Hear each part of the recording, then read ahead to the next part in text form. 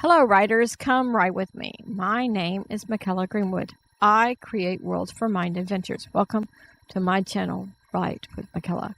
I'm very excited to have you on my channel, so don't forget to like and subscribe and hit the bell so you can go on this journey with me. Today is story time, or the day of our chapter exchange. No cookie exchange here, just chapters. If you're writing with me and you wish to exchange chapters, then send your chapter with written permission to writewithmichaela@gmail.com. I will post the email address at the end of the video and in the description below. I'm looking forward to reading your chapters. All chapters are writing prompts read on the channel, whether they are mine or another writer's work, are copyright protected material, and no one may use any part in writing their own stories. This story is PG-13, so if you're under 13 years of age, you need parental guidance. The story is in its rough draft stage, just as the last stories and writing prompts we've heard. And the title of this story is Princess Emnorawyn Stygerguard. And today we are reading chapter 26. If you would like to read along, then send to the email I stated earlier and request a PDF of the chapter. Make sure you are specific. Now let's start. Princess Emnorawyn Stygerguard, chapter 26. Battle. The next morning, King Rhymes arrived to his kingdom first, and he had every dragon rider with him, and archers doubled up with the dragon riders. Next, King Cronte landed with all his dragon riders and archers. King Rhymes sent scouts up to the top of the wall, where the wall remained, to look out, and they waved in King Trufflemore and his entourage. King Trufflemore looked around and said, "This is quite a gathering. I did not expect so many." King Rhymes said, "You don't know what favor you provided us by taking my daughter's magical ball and sending it with your scout. I myself did not know everything, but I'm jumping ahead. Let's look at the notes." The three kings walked in the broken castle with a guard each to look at the notes. King Rhymes showed the notes they had from their enemies first, and King Trufflemore seemed really confused. He asked to bring in his prophets and advisors, and King Rhymes allowed that. After King Trufflemore and his aides studied the notes, King Rhymes then told about the notes from King Trufflemore's enemy. King Trufflemore was even more astounded. He said, "Your daughter wondered about combining things, and I see that would be worse, but well, let's hope they don't get together and combine anything. This science is beyond my wildest imagination. Actually, it's beyond my comprehension. Your daughter worried about me making my own creatures. She has no worries. I cannot do such things." They brought in the prophets and advisors from King Rhymes and King Cronte. They sat in what chairs that remained, and with several still standing, and they started discussing things. King Trufflemore actually knew of the poison and knew where it grew in abundance in his lands. They were in the middle of discussions when a scout ran in. "I see a cloud of dust," said the scout breathlessly. Everyone jumped to his feet. King Rhymes said, "Advisors and prophets, hurry up and fly with your dragon rider to our refuge." "Mine too," stated King Trufflemore. "Fly home." King Cronte did the same thing, and they rushed outside to mount their dragons. Princess Emnorawyn and Dobston had already mounted, and they had flown out. In fact, Princess Emnorawyn had thoughts from Stygerguard before the scout saw dust, and she instructed him to tell the kings he had seen dust. That gave everyone a few more minutes to mount, but the animal people were once again coming over the wall to the kingdom. Stygerguard flew farther north, and he verified that his senses didn't deceive him. The extra-large birds were flying or gliding in. Princess Emnorawyn thought the status to her grandmother. Sizemore yelled out to everyone near that the birds were also heading here. Kings made motions that instructed some to head to the birds and some to stay to fight. King Rhymes knew from speaking with King Trufflemore that for now he had his support. These creatures terrified King Trufflemore, but they terrified King Rhymes and his ally King Cronte too. The animal people could use things in the kingdom to climb up on and jump higher, so the allies realized very quickly to fly north of the kingdom and take the fight to the plains around the kingdom. Sizemore saw a few animal people run on south, so he motioned to a few other dragon riders, and they followed after them. They would protect their refuge if the animal people went that far. Still, they did not know if the one released prisoner could lead any of his group to their refuge or not. Stygerguard released his breath several times. King Trufflemore was near King Rhymes, and he shouted that he had never seen or heard of such. King Rhymes shouted back that lightning had hit too near the dragon too many times. 5 extra large birds were flying at Stygerguard. "Tell me before you breathe your lightning," stated Princess Emnorawyn. Stygerguard thought when, and Princess Emnorawyn placed her hands down on Stygerguard's neck and pulsed magic through him, like she had when she was riding with Prince Hadley and Commander Offerton, when the animal person was hanging on Stygerguard's neck. The lightning spread out farther, and it crackled, and then each branch of lightning split and went out more. Stygerguard stopped his forward movement and started flapping to go backwards. "I don't know what you did," said Dobston, "but it was awesome, except I feel strange vibrations in my whole body." Princess Emnorawyn also felt the vibrations, but 3 of the birds fell from the sky, and so far none had fallen yet. She didn't know if they would get back up or not, but that was the best strategy. Now she could use her magic for protection. She paused and thought that it was her magic combined with Stygerguard's breath. King Cronte motioned. "Do you think that dot ahead is the kings and their armies?" Several around King Cronte looked over, and more were shouting the questions, so several flew north to see. Princess Emnorawyn and Stygerguard were still handling the birds. The archers were out of poisoned arrows, so they were just trying to make their marks with regular arrows. As 15 or so commanders and dragon riders flew north, the sky filled with another flying creature. The creatures looked like smaller and thinner gorillas, but they had large wings, and they were carrying something. After a few minutes, it looked like they were carrying men. The flying gorillas flew up higher and started dropping the mudmen down. Several fell close enough to dislodge a dragon rider, and chaos erupted below as the animal people descended on the fallen riders and fallen archers. Things did not look good, and it seemed that King Zargarman, King Balbatos, and King Cronus, King Trufflemore's enemy, were all sitting on horses to the north of the field, and they were all watching. The flying gorillas, once they had dropped the mudmen, started flying at the dragons. The dragons used evasive maneuvers, but still several dragon riders and archers fell from their dragons. Once on the ground, it was a fight for their lives. Princess Emnorawyn knew she didn't want Stygerguard to overuse his breath, and she especially didn't want to fall again, so she thought of what she could do. Passages from several magic books started going through her mind. She sheathed her sword and placed her hand on the archer's leg. "We're veering off for a bit so I can read. Keep watch and let me know." Dobston nodded, even though she couldn't see him. Princess Emnorawyn thought to Stygerguard what she wanted him to do, and she wanted the archer to hold on. Stygerguard was known for many things. Some even called him a mad dragon. One of those things was rising to great heights and then spiraling down. The people that had seen him do that before expected that, but he didn't spiral back down right away.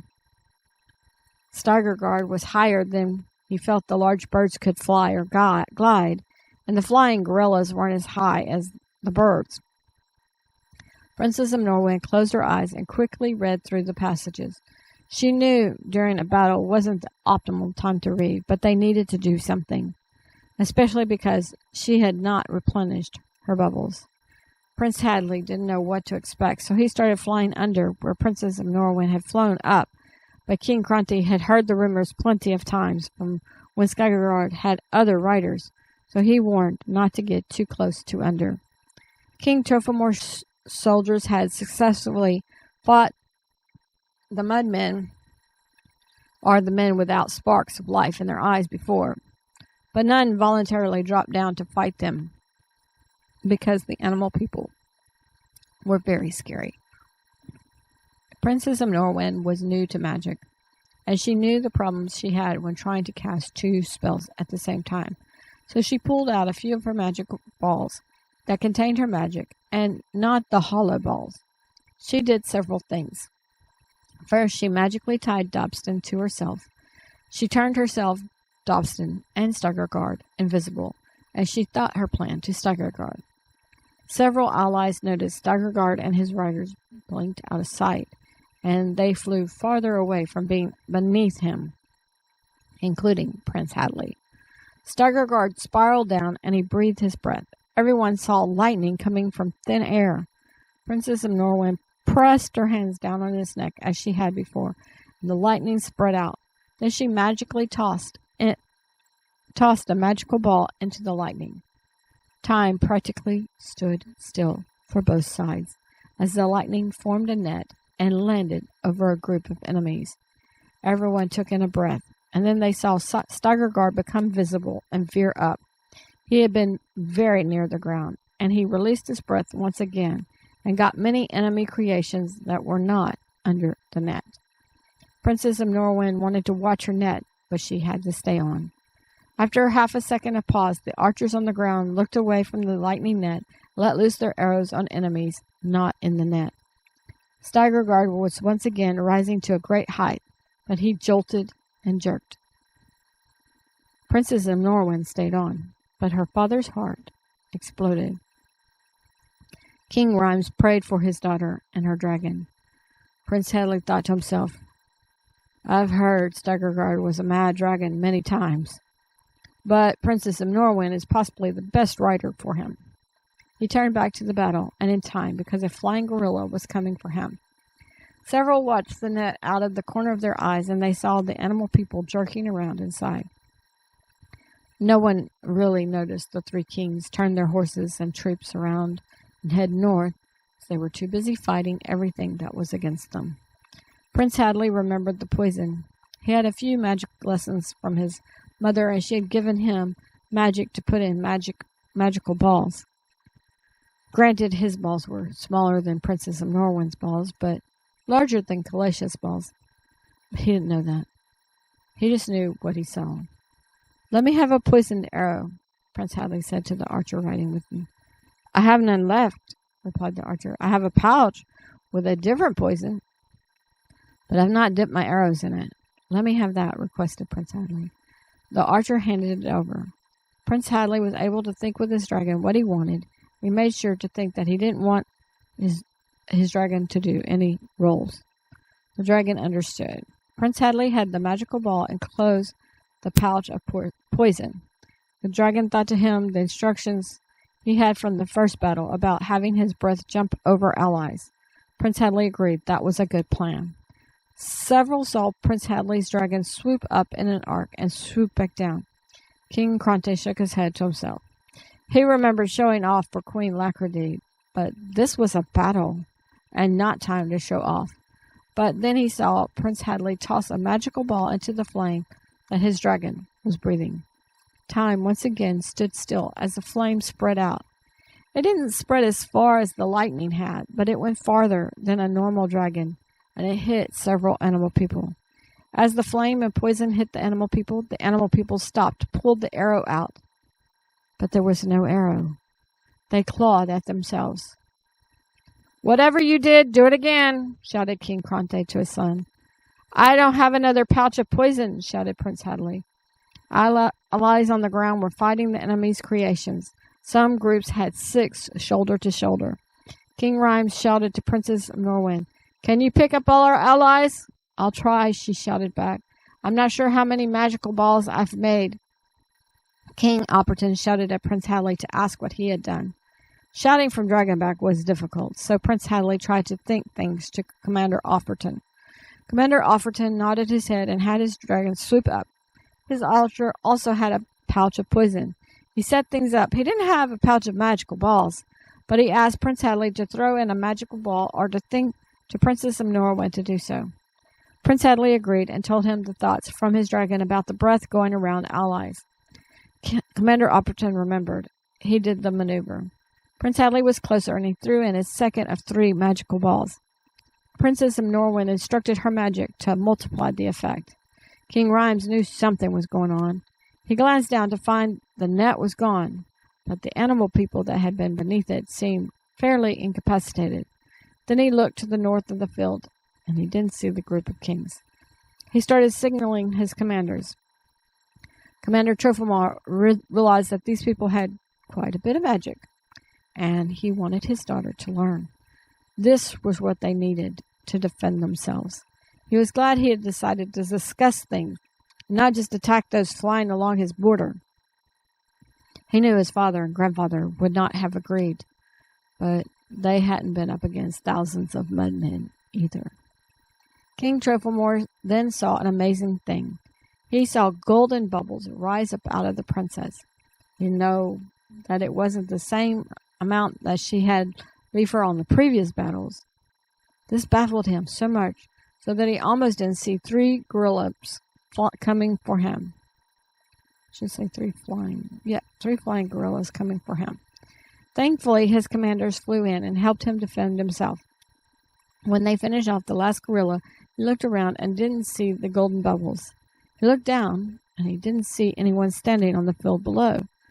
There were plenty of dead there, and the dead were from all 3 groups, plus there were dead enemies. He noticed that the animal people didn't really bother the mud people, but they did devour their own. The allies took out about half of the flying gorillas and 1/3 of the extra-large birds. How do you have 1/3 of 5? That has to fix. That math doesn't work. Because she already had 3 go down from the lightning. They weren't dead. I'll have to fix that. Sorry. The animal people on the ground looked north, and then several started running north, and then more followed. The flying gorillas flew after them, and they soon flew ahead of them. The extra-large birds let the gust of wind raise them up enough so they could glide around and head the other way. The mudmen were still on the ground, and they didn't seem to notice that the rest of their allies had fled. The 3 kings flew in a circle around each other, and they shouted thoughts of what to do. All 3 wanted to take out the mudmen, but none wanted to land in case the rest of the enemies hadn't really fled, but fell back and regrouped. Sizemore joined the group of kings, and he shouted the question of how King Trofimor beat the mudmen last time. King Trofimor shouted in return that they had the great fortune of a big storm come over their battlefield. King Rhymes and King Cronte wondered if it had been the same storm which Princess Emnorawyn had ridden from Tal's kingdom to Jor's kingdom. Prince Hadley shouted his thoughts that too bad they didn't have any water dragons. Still, the mudmen were marching south.